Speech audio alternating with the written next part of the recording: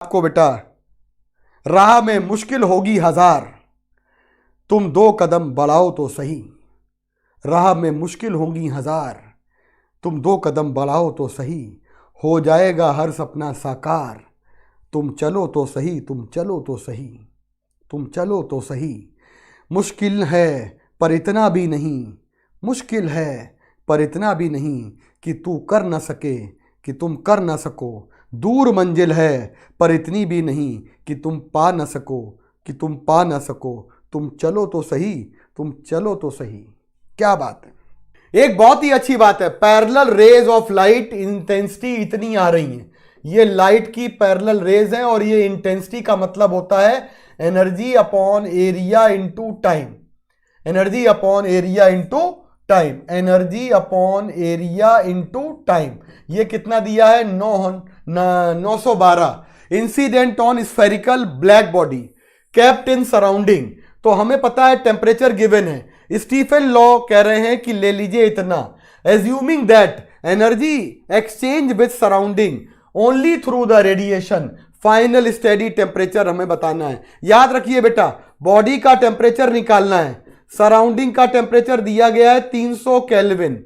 प्यारे बच्चों, सिग्मा की वैल्यू दी गई है 5.7 10⁻⁻8। मेरे बच्चों एरिया ध्यान से सुनिएगा, एरिया नहीं दिया है, टाइम नहीं दिया है, एनर्जी नहीं दी है। इन तीनों का मतलब ध्यान से सुनिएगा, energy equal to sigma E A T की पावर 4 है ना बच्चों, टी की power 4t, energy upon area into time दिया है 912। सिग्मा ई की वैल्यू कर लो 1 और एरिया गायब हो गया, राइट।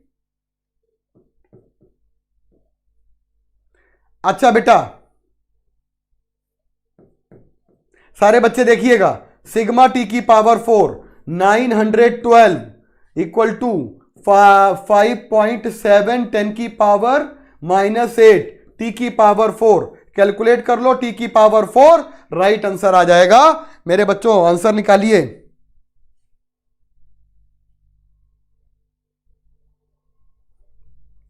आंसर निकालिए। मैं आपको आंसर इसका डायरेक्ट दिए देता हूं, 31 का आंसर मैं आपको डायरेक्ट दिए देता हूं।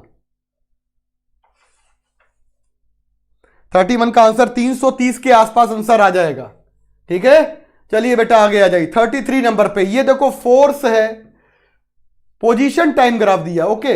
ये पोजीशन है एंड ये टाइम दिया गया है। आपको पता है पोजीशन टाइम ग्राफ में अगर हम लोग 0 से लेकर 2 सेकंड तक, 0 से लेकर 2 सेकंड तक आपसे पूछें कि बेटा बता दीजिए ग्राफ का स्लोप क्या होगा, तो आप कहोगे dx/dt, आप कहेंगे dx/dt। मेरे बच्चों ये 4 है और ये 2 है, आप कहेंगे 4/2, आप कहेंगे 2, और dx/dt होती है वेलोसिटी, स्पीड होता है ना। चलो बेटा, चलिए चलिए चलिए चलिए इधर आइए। तो मेरा मतलब है इन्होंने बोला है कि इंपल्स निकालना है एट 2 सेकेंड। ध्यान रखिएगा, ध्यान रखिएगा, यहां के बाद तो कांस्टेंट स्पीड आ जाएगी, v चेंज नहीं होगा, मोमेंटम चेंज नहीं होगा, मोमेंटम चेंज 0, इंपल्स 0। तो इसकी बात खत्म कर देना, यहां से यहां निकालना।